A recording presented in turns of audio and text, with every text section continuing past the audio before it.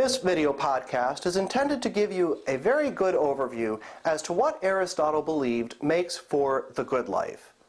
Now, by all accounts, Aristotle was one of the greatest thinkers ever to have lived.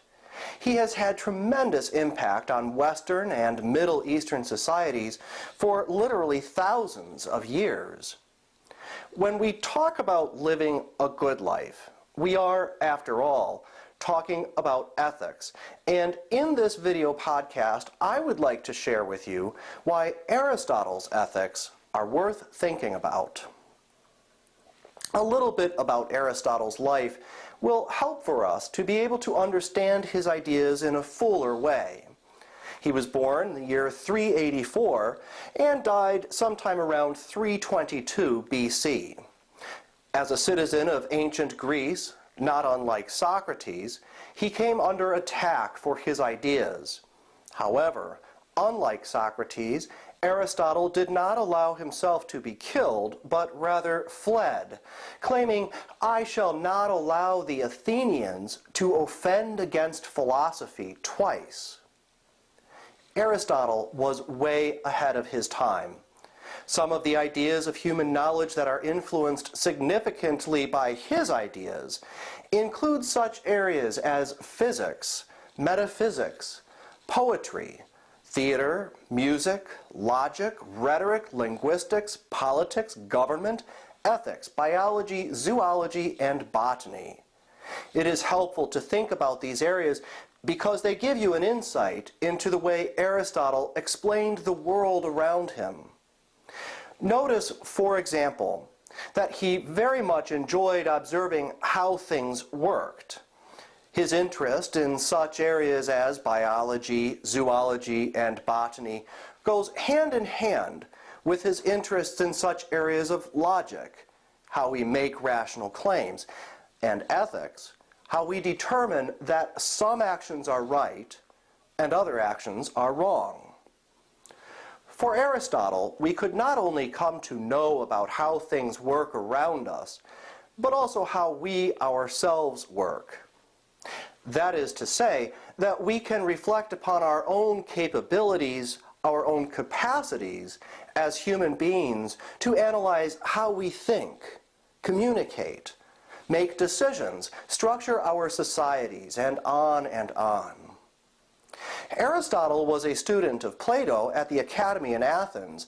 Now, while some of his ideas are influenced by Plato, he stands out as a highly original thinker in many key regards. Aristotle's ethics are presented in a work that he wrote, a work called Nichomachean Ethics, named after his father, Nichomachus. To understand Aristotle's ethics, it is helpful first to define some key concepts. The words and concepts we will be exploring include the word teleology, the concept of instrumental goods versus self-sufficient good, what Aristotle calls Eudaimonia, the word used to describe virtue, which is the ancient Greek word Arete, the mean between virtue and vice, and even the notion of finite regress, which will help us to understand how Aristotle conceives of rational argument, particularly as related to ethical decision-making. It is in the second part of this podcast series that we will treat that next item there, and that is this idea of finite regress.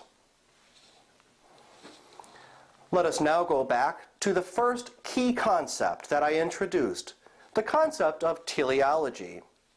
The root of the word teleology is the ancient Greek word telos, which translates into end, goal, or purpose.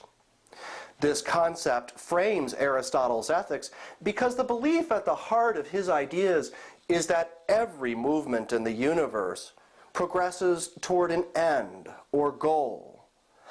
And the end or goal constitutes its very purpose for being. To gain a clearer sense of this, let's look at a very good example of how this principle plays itself out. Consider the growth of a flower. As we all know, a flower starts from a seed. The seed is not a flower yet, but we know that it has the potentiality to become a flower given the right conditions. The conditions that make the flower grow from a seed, such as nutrients, sunlight, warmth, water, etc., are what Aristotle would refer to as instrumental goods, when we recognize that humans, not unlike flowers, require a whole host of conditions in order to grow into what they are intended to be all along. But before we explore these instrumental goods, let's lay down some further ideas regarding the end goal or purpose of every being, especially the human being. Imagine a human being just starting out her or his life. With their entire life before them, there is but one direction that all of us would agree is good. That is, to grow and realize themselves. Everything else is understood as bad. For example, if the child is unable to learn, reason for themselves, obtain some degree of enjoyment, we would say that they are not achieving their potential, and we would say that something is wrong. Who the child becomes will be a matter of many circumstances. We would want all of those circumstances to promote the child's well-being, development into a full, active, and happy person. Because the child possesses human freedom, we will also want them to make decisions that promote their own growth. All of these decisions will require some intentional choices for good and rejection of actions that lead in the opposite direction, towards what we would call bad. Now, these are common sense ideas, and with some further reflection, we can build an entire ethical system around them. This is exactly what Aristotle has done. His famous work about ethics is essentially a deeper reflection on how all of us, throughout human history, have understood our own movement from potentiality to becoming fully realized. Instrumental goods versus the one final self-sufficient good. How do humans progress toward their natural goal? This is where the idea of instrumental goods comes into play. In order to reach our potentiality, as mentioned, there are many different circumstances and decisions that have to be made. As I mentioned in my earlier analogy about how a flower grows requiring nutrients, water, and sunlight, so too do humans need various good realities around them to help them to grow. Think about it this way. Have you had friendships that led to your personal enjoyment and interior growth as a person? In order to view this podcast, do you have access to material goods, such as a computer and an internet connection? Did you have enough to eat today to feed your brain? What you learn here, and in so many areas of your life, will it impact your life in a positive way? In these few questions, we have already captured what Aristotle means by instrumental goods. The fact that you have friends and various other forms of social relations. As a social being, you need them. That you have material goods that can be used to further your life, that you are capable of learning about the world around you. These all help us to become more of who we are designed to be by nature. Without them, our growth is stymied, short-circuited. So Aristotle says that we need multiple instrumental goods in order to achieve ourselves. Some of these instrumental goods may include health, wealth, knowledge, friendship, And finally, but not least, virtue. The one final self-sufficient good. In contrast to these instrumental goods that help us to achieve ourselves, let us look at what it means to be a realized self. Aristotle has a very unique word to describe this end goal, and that is the word eudaimonia. For Aristotle, eudaimonia is the one final self-sufficient good. Now, while this word can be translated in a variety of ways, for example as happiness, perhaps the best way to consider the meaning of this word is really as flourishing or living well. Why should we include these other definitions of eudaimonia? Well, let us think about happiness if that were our only definition, separated from notions such as flourishing or living well.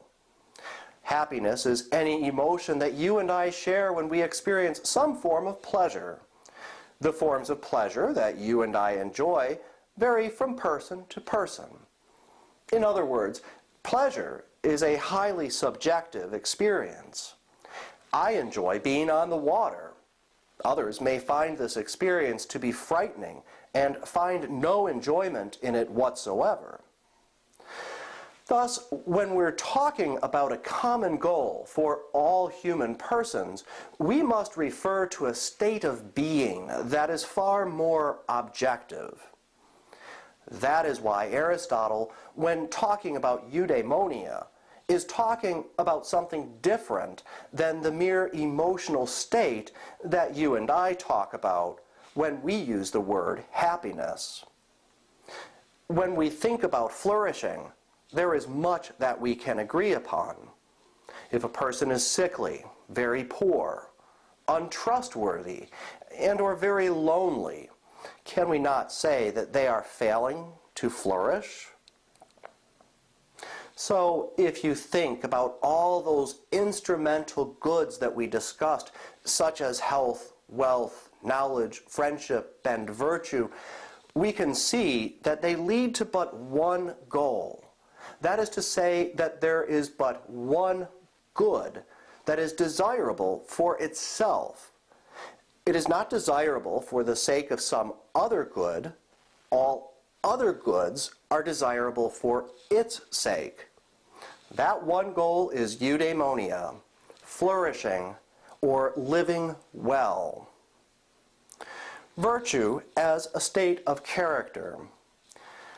We mentioned that one of the instrumental goods that a human person must possess in order to achieve flourishing is virtue. The ancient Greek word for virtue is arete. But that can also be translated into another word, that word being excellence. The excellence that a person demonstrates when acting according to virtue is actually, in fact, a part of themselves, their very nature, in contrast to the many other instrumental goods that are external to a person. Virtue, when practiced, begins to make us who we are. The truth of this claim can be seen by considering how we view one another based on moral or ethical actions. If a person is always honest, we say that that is an honest person. Not just that they act honestly. If a person is honest some days and then dishonest on other days, we do not say that they are an honest person. Why? Because we recognize that the characteristics that a person consistently has shown has something to do actually with who they are as a person. Again, a quality of their being. For Aristotle, virtue must be exercised habitually. In so doing, humans have the capacity to perfect their own character. The mean. It should be pointed out that Aristotle believed that people ought not to go to extremes in acting, even when acting according to virtue. I think the best example has to do with someone who has chosen to be courageous. It is a really good thing that such a person would consistently, habitually show themselves to have the character of a courageous woman or man. However, are there not times when it would be foolish to be courageous? Say that the courageous person is confronting a dangerous lightning storm. It is far more wise to seek shelter than to courageously confront a dangerous lightning storm. To some, this may seem like cowardice. To Aristotle, however, it is a wise use of one's practical reason in recognizing the appropriate times and places for manifesting courage, and the times and places where courage should be mitigated due to circumstances. One has demonstrated the virtue of prudence. If they have done so, they have achieved the mean. One should not be courageous to the extreme, and one should not be cowardly to the extreme. This concludes this portion of our podcast lecture. I invite you to watch part 2, dealing with Aristotle's notion of finite regress and how we arrive at ethical decisions.